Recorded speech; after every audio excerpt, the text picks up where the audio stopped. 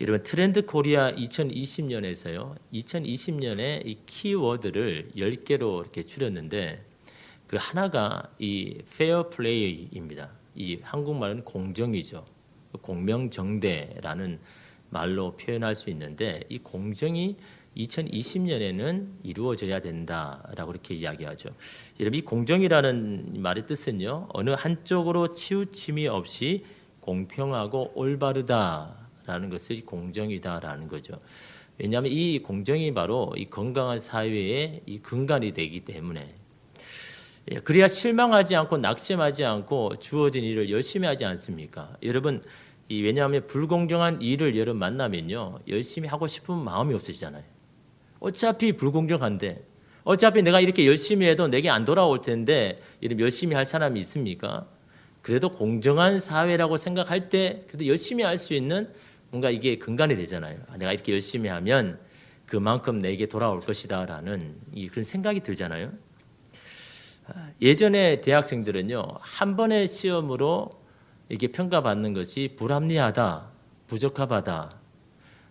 그래서 이 시험 공부하는 것도 힘들고 그러니까 여러 명이 함께 과제를 내는 게 좋겠다라고 해서 함께하는 이 과제를 이렇게 선호했지 않습니까? 그런데 요즘 대학생들은요 객관식 시험을 선호한다고 합니다. 왜 그럴까요? 조별 과제를 하다 보면요 꼭 그런 사람이 있잖아요. 대충 하고 열심히 안 하는 사람. 근데 점수는 똑같이 받아요. 그게 불공정하다라는 겁니다. 대충 한 사람은 점수를 대충 받아야 되는데 같이 열심히 한 사람과 같이 그냥 있다고 해서 같이 점수를 받는 건 이거는 불공정하다라고 생각해서 차라리 그냥 객관식 시험을 통해서 그냥 1대1로 평가받기를 원한다. 그래서 요즘 대학생들은 객관식 시험을 이렇게 요구한다. 그만큼 이 공정이라는 이게 우리 사회에 요구하는 것이다라고 그렇게 이야기를 합니다. 연합을 방해하는 것이 바로 이 공정하지 못함이죠. 이것이 서로를 하나 되게 하는데 방해를 주는 것입니다. 그런데 여러분 중요한 것은요. 이러한 공정을 완벽하게 실현할 수 있는 사회가 없다라는 거죠. 참 공정하면 좋죠. 정말 모두가 공평하게 이렇게 제대로 이렇게 분배도 되고 제대로 되면 참 좋지만요. 이 땅에서는 그 공정한 사회를 실현하기가 어렵다라는 겁니다. 아니 불가능하다라는 거죠. 우리 안에 욕심이나 탐심을 제거하기 전에는요. 이러한 공정한 사회를 이 땅 가운데 실현한다는 것은요. 역사적으로도 그렇고 지금까지도 한 번도 실현된 적이 없고 실현될 수도 없다라는 거죠. 그러니 여러분 공정한 사회만을 바라면서 이 하나가 이 사회가 하나 되기를 바란다는 것은 이 사실은 이 요원한 이야기입니다. 뭔 이야기다라는 거죠. 안 되는 이야기다라는 거죠.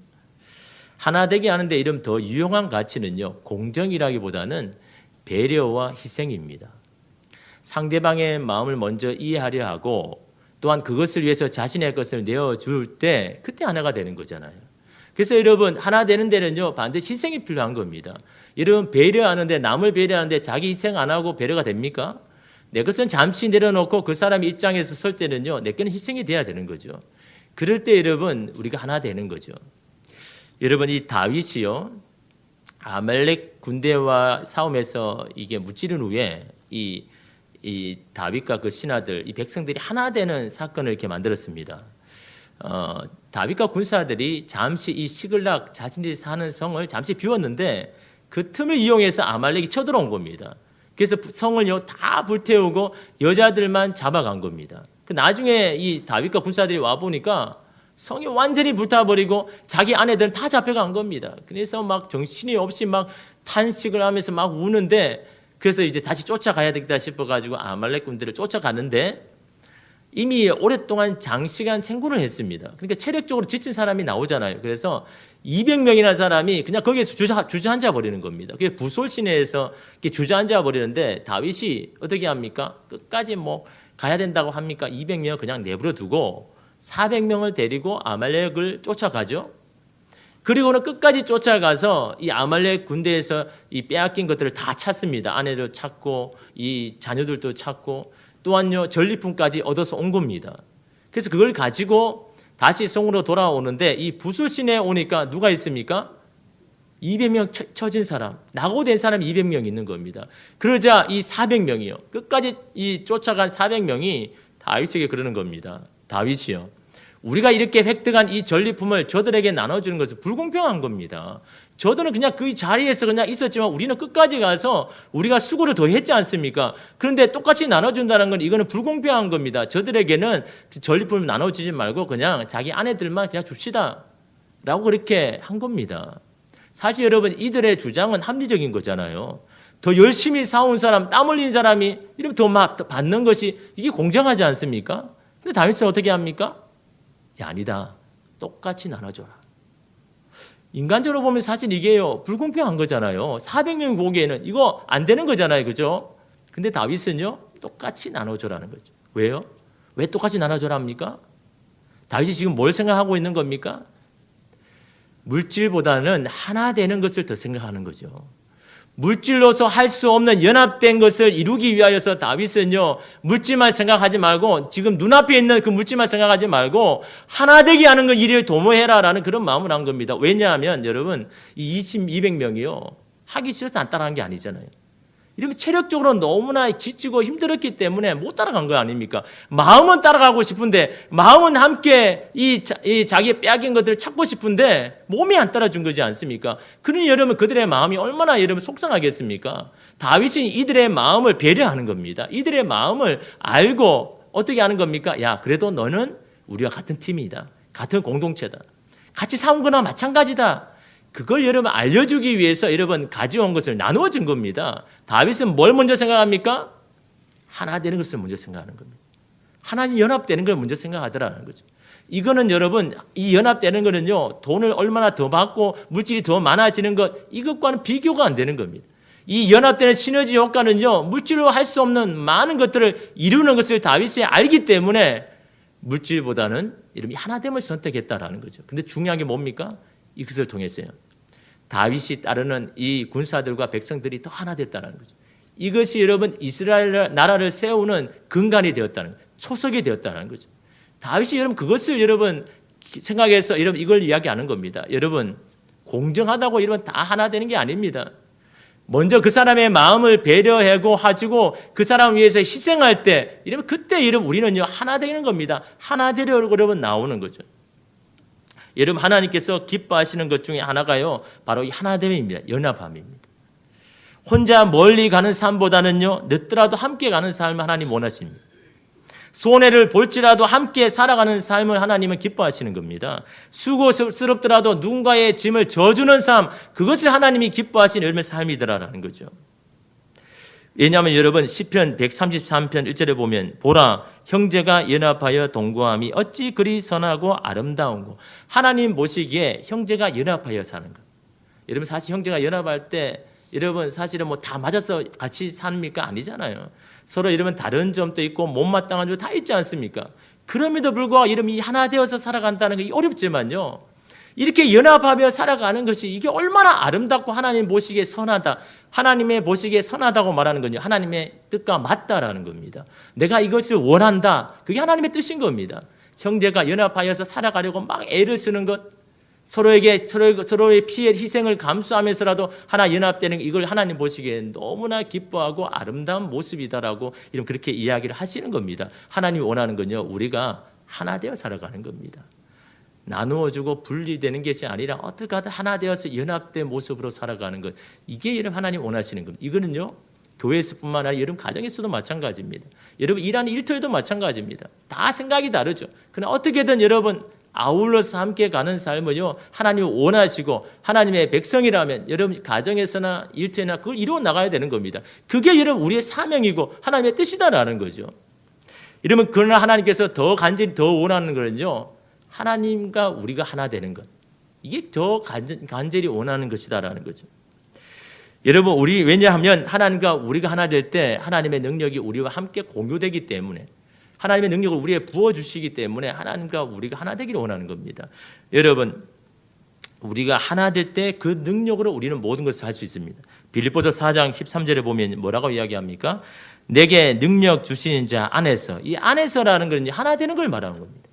내게 능력 주신 자가 누굽니까? 예수님이잖아요. 예수님 안에 하나가 될 때 내가 모든 것을 할 수 있다라고 그렇게 고백하고 있지 않습니까? 하나 될 때 그분의 능력이 나로 하여금 불가능한 것을 가능하게 하는 그 힘이 바로 그리스도와 하나 될 때, 연합될 때 나오는 것이다라고 이런 말을 하고 있지 않습니까? 여러분 오늘 말씀도요. 바로 그 하나됨을 키워드로 오늘 말씀을 보셔야 되는 겁니다. 왜냐하면 오늘 본문의 말씀이 그렇게 쉽지 않습니다. 어렵습니다. 이해가 안 되는 부분이 굉장히 많습니다. 이거를 하나의 어떤 관점으로 보지 못하면요. 도대체 엘리야는 왜 저럴까? 또 엘리야는 왜 엘리사에게 그 엘리사의 소원을 들어주며 이렇게 해야 되는가? 그게 이해가 안 될 때가 있습니다. 그러나 여러분, 이 하나됨이라는 여러분 가지고 오늘 말씀을 읽어보면요. 엘리야가 이럴 수밖에 없었구나. 이렇게 이걸 원하고 있구나 하는 것을 알 수 있습니다. 오늘 본문의 말씀은요. 엘리야가 이 땅에서 이제 이 마지막 순간입니다. 얼마 남지 않았습니다. 이제는 유언을 하고 이제는 이 세상을 떠나야 할 그런 이 시간이 찾아온 겁니다. 그런데 이 엘리야는 이제 어떻게 합니까? 이제 떠날 날이 멀지 않았고 이 제자인 엘리사도 이제 알았습니다. 우리 스승이 이제 이 땅에서 이제 얼마 있으면 이제 떠나가겠구나라고 아는 겁니다. 그럼 어떻게 합니까? 스승인 엘리야는 제자인 엘리사에게 뭔가 하나라도 알려줘야 되잖아요. 그렇지 않습니까? 내가 여러분이 이 세상을 떠나는데 남아있는 여러분 자녀들에게 뭘 해주고 싶습니까? 내가 경험하고 내가 알았던 것, 야, 너 이것만은 잊어버리면 안 돼. 너 이것만 알면 너 인생 잘 살 수 있어. 여러분, 그걸 알려주기를 원하지 않습니까? 끝까지 붙들고 이거를 알려주고 훈련을 시켜야 되잖아요. 엘리야는 여러분 엘리사에게 그렇게 해야 되는 거잖아요. 그렇지 않습니까? 엘리사는 어떻게 하든 엘리야에게서 하나라도 얻어야 되잖아요. 그런데 여러분 오늘 본문의 말씀은 뭐냐니까요. 엘리야는 엘리사를 계속 밀어냅니다. 2절에 보면요. 엘리야가 엘리사에게 이르되 청하건대 너는 여기 머물라 여호와께서 나를 베델로 보내시니라. 너는 그냥 여기 있어. 하나님께서 나를 저 베델로 가라고 하시니까 너는 그냥 여기 있어라. 떨어지자고 이야기하는 겁니다. 근데 이 엘리사는 어떻게 합니까? 나는 절대로 당신과 떨어질 수 없습니다. 나는 당신과 함께 하겠습니다라고 하죠.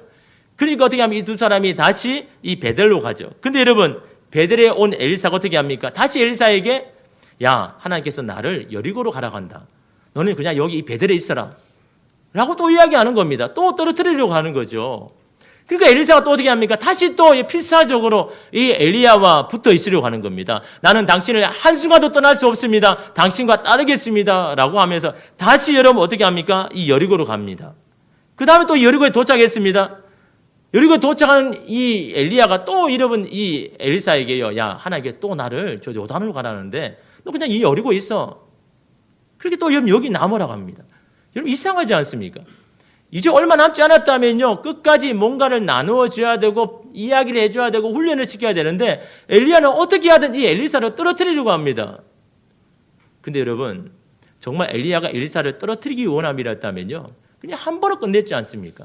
한 번으로 단호하게 야 너 따라오지 마. 너 따라오면 너 어떻게 되는 줄 알아 하면서 이제 끝내야 되잖아요. 엘리야의 능력이라면 충분히 그럴 수 있지 않습니까? 정말 엘리야가 엘리사와 떨어지기를 원했다 그러면요. 엘리사가 못 따라오게 그렇게 해야 되는 것 이게 당연한 거잖아요. 근데 어떻게 합니까? 말씀 읽어보면요. 엘리야가 못 이기는 척 엘리사가 그렇게 간절히 원하는 것을요. 못 이기는 척 그냥 들어줍니다. 그렇게 함께 동행합니다. 여러분 이게 말이 됩니까? 왜 엘리야는 어차피 들어줄 거면서 왜 계속해서 엘리사를 밀어냅니까? 이제는 이 세상을 떠나야 되는데 마지막 유언을 남겨야 되는데 왜 자꾸 이러냐고 하죠. 이러면 이거는요 하나의 퍼포먼스입니다. 하나의 뭔가를 보여주는 메시지인 겁니다. 뭘 이야기하는 겁니까? 야, 연합이라는 것은 바로 이런 거야.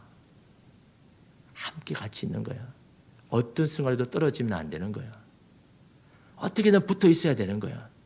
이런 여러분 이 연합을요 엘리야가 엘리사에게 지금 뭔가 이런 이 모습을 통해서 지금 보여주고 이러는 겁니다. 이 하나됨, 이 연합이라는 것을 가지고 오늘 말씀을 여러분 보여질 때 여러분이 이 성경을 보는 이 영적인 의미가 띄어지는 겁니다.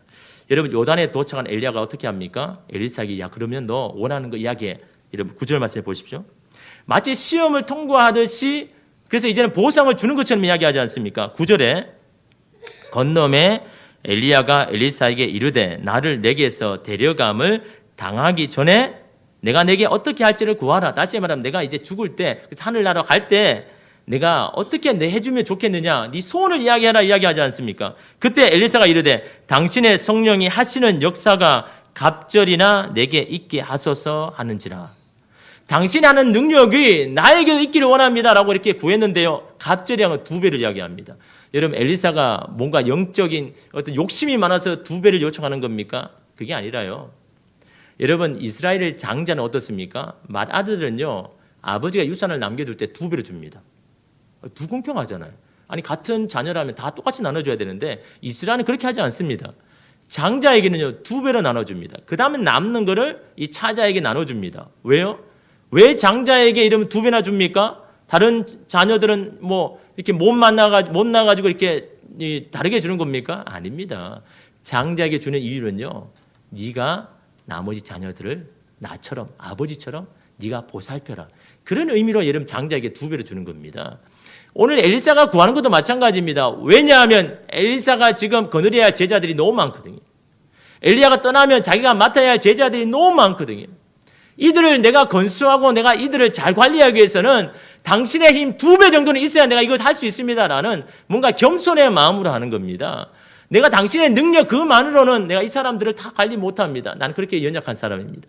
그러기에 당신의 2배 정도의 힘이 있어야 내가 이 사람들을 잘 관리할 수 있습니다라는 그런 마음으로 여러분 이 갑절의 영감을 나에게 달라라고 그렇게 엘리사는요 그렇게 말하는 거죠. 그런데 여러분 엘리야의 대답이 뭡니까? 10절에 보면요. 이르되 내가 어려운 일을 구하는도다. 아니 자기의 능력을 그냥 주면 되잖아요. 근데 왜 엘리야는 엘리사에게 야 너 그거 어려운 일이야. 어려운 일이라는 게 뭡니까? 내가 하기에는 불가능한 거야. 안 되는 거야. 내 영역 밖의 일이야 라는 것을 네가 어려운 일을 구한다라는 그런 표현을 이야기하는 겁니다. 나의 능력을 너에게 전해 주는 것은 내 뜻이 아니야. 다시 말하면 나의 능력은 내가 소유할 수 있는 게 아니라는 것을 이런 말하고 있는 겁니다. 그러나 한 가지 비결을 이야기하죠. 네가 이걸만 하면 내가 행하였던 능력 너도 할 수 있어. 그 비결을 이야기해 줍니다. 10절 말씀 우리 함께 읽겠습니다. 나를 내게서 데려가시는 것을 내가 보면 그 일이 내게 이루어지니와 그렇지 아니하면 이루어지지 아니하리라. 무슨 뜻입니까? 네가 보면 내가 하늘로 올라가는 것을 네가 보면 네가 그렇게 원하던 하나님의 능력이 내게 이루어질 것이다 라고 이야기하는 겁니다. 뭘 보면입니까? 그냥 이 엘리야가 그냥 끝까지 이 승천한 모습만 보기만 하면 그 능력이 내게 임하는 겁니까? 그럼 다 그냥 보죠. 그냥 끝까지 볼 거 아닙니까? 그죠? 보기만 하면 여러분 그냥 그 능력이 임한다 그러니까 여러분 안 볼 사람 있습니까? 그러나 여러분 엘리야는 그걸 이야기하지 않습니다. 뭘 이야기합니까? 그냥 보면이라고 이야기합니까? 나를 내게서 데려가시는 것을 보면 이것은 뭡니까? 어떻게 방법을 말하고 있는 겁니다. 어떻게 내가 내게서 하늘로 데려가는지를 그것을 네가 깨닫는다면 영적인 의미를 깨닫는다면 네가 원하는 그 하나님의 능력을 너도 행할 수 있을 것이다 라고 이야기를 하고 있는 거죠. 하나님의 능력이 임하는 키워드가 뭔가라는 것을 엘리야가 지금 엘리사에게 말하고 있는 겁니다. 여러분 도대체 그 의미가 뭘까요? 그냥 하늘로 보는 것을 보면 능력이 임한다는 게 도대체 뭘 봐야 되는 겁니까? 영적인 의미를 깨달아야 된다라는 겁니다. 단지 그냥 보는 것으로 능력이 임하는 게 아니고요. 여러분 11절 말씀에 엘리야에게 어떤 일이 일어납니까? 우리 함께 읽겠습니다. 두 사람이 길을 가며 말하더니 불수레와 불말들이 두 사람을 갈라놓고 엘리야가 회오리 바람으로 하늘로 올라가더라. 불에 휩싸인요 수레와 불말들이 이 엘리야와 엘리사의 둘을 떨어지게 했습니다. 불이 이렇게 임하는 수레를 보니까 너무 놀래가 엘리사가 떨어지지 않겠습니까? 이 둘을 갈라놓게 하고 회오리 바람이 엘리야를 막 끌어올리죠. 여기서 말하는 일은 그냥 바람이 아닙니다. 막 토네이도와 같은 것을 말하는 거죠. 그게 엘리야를 막 끌어올리는 것을 말씀하고 있는 겁니다. 여러분 이런 모습을 엘리사가 보고 있습니다. 여러분 이거는요 이미 1절에 이미 말씀하셨습니다. 여러분 1절에 보면요. 여호와께서 회오리 바람으로 엘리야를 하늘로 올리고자 하실 때에 이미 하나님은요 회오리 바람을 통해서 엘리야를 들어 올릴 것을 이미 다 계획하신 겁니다. 이건 누가 알고 있습니까? 엘리야도 다 알고 있는 겁니다. 그러니까 엘리야가 이야기하는 겁니다. 내가 올라가는 것 어떻게 올라가는 것 회오리 바람으로 어떻게 올라가는 건 네가 보면 네가 하나님의 능력을 임할 수 있을 것이다. 이러면 뭘 이야기하는 거예요? 참 어려운 말이기도 합니다. 그러나 여러분 성경에서 불과 바람은요 하나님의 임재를 경험하는 통로입니다. 사도행전 2장 오순절 성령 강림 사건에 보면요, 이 불과 바람을 매개로 하나님의 영이 임함을 표현하죠. 사도행전 2장 1절에서 3절에 보면 오순절 날이 이미 이름에 그들이 다 같이 한 곳에 모였더니 홀련히 하늘로부터 급하고 강한 바람 같은 소리가 있어 그들이 앉은 온 집에 가득하며 마치 불의 혀처럼 갈라지는 것들이 그들에게 보여 각 사람 위에 하나씩 임하더라. 하나님의 영이 그곳에 임하였다는 그 표현을요, 뭘 가지고 얘기합니까? 바람과 불을 통해서 보여주고 있는 겁니다. 바람과 불이라는 은유를 통해서 바로 여기에 하나님의 영이 임하였다, 임재하였다라는 것을 표현하고 있는 겁니다.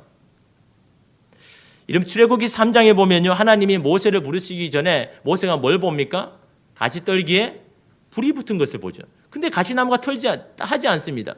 이것은 하나님의 임재를 지금 말하고 있는 거예요. 하나님이 여기에 임하셨다는 것을 모세로 하여금 경험하게 하시는 겁니다. 다시 말하면요, 이런 불은요, 그 당시 하나님의 임재를 경험하는 겁니다. 불이 임했다는 것은 하나님이 여기에 임하였다라는 것을 여러분 이렇게 보여주는 겁니다.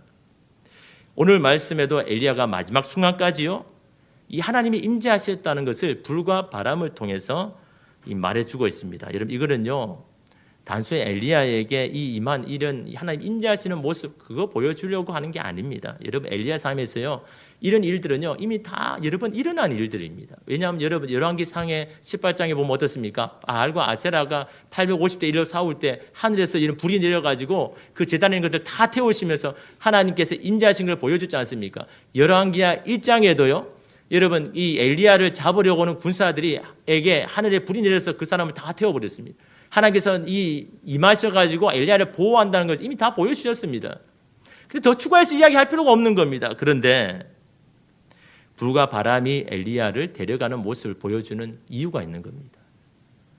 너 이걸 보면 하나님의 능력이 어떻게 임하는 것을 네가 알게 될 것이야. 그걸 지금 보여주고 있는 겁니다.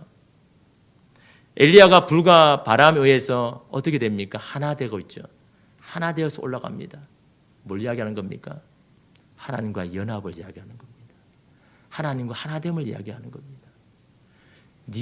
내가 하나님과 하나 되는 것을 볼 때에 하나님의 능력이 네가 그렇게 원하는 갑절의 능력이 내게도 임할 것이다 라고 그것을 지금요, 엘리사에게 보여주고 있는 겁니다. 엘리야는 뭘 이야기하는 겁니까? 나의 능력, 내가 행하는 능력, 나에게서 오는 것이 아니라 하나님과 하나 될 때, 연합될 때, 그때 하나님의 능력이 임한다는 것을요, 이 엘리사에게 지금 깨닫게 하기를 원하는 겁니다.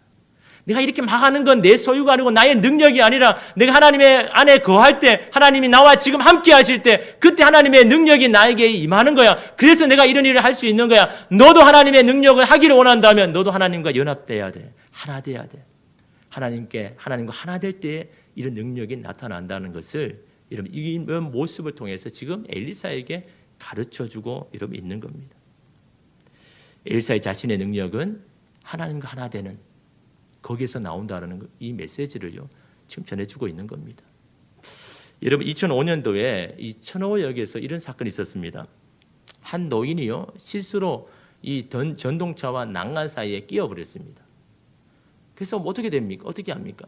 그래서 한 사람이요, 이 전동차를 밀면서 이 사람을 좀 도와주세요라고 하면서 한 사람이 막 밀었는데 아무도 거기 수많은 사람이 있었지만요, 그렇게 도와준 사람이 없었습니다.